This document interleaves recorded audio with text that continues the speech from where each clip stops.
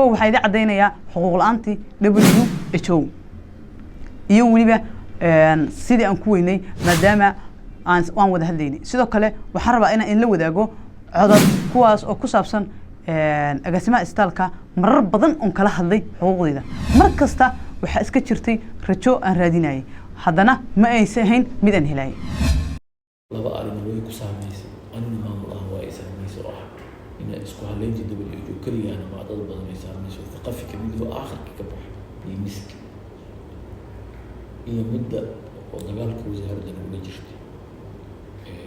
Ibrahim gaar ahaan wasaaradda dhinaca 2021 isdardar kasta oo walaalay la dhamaaday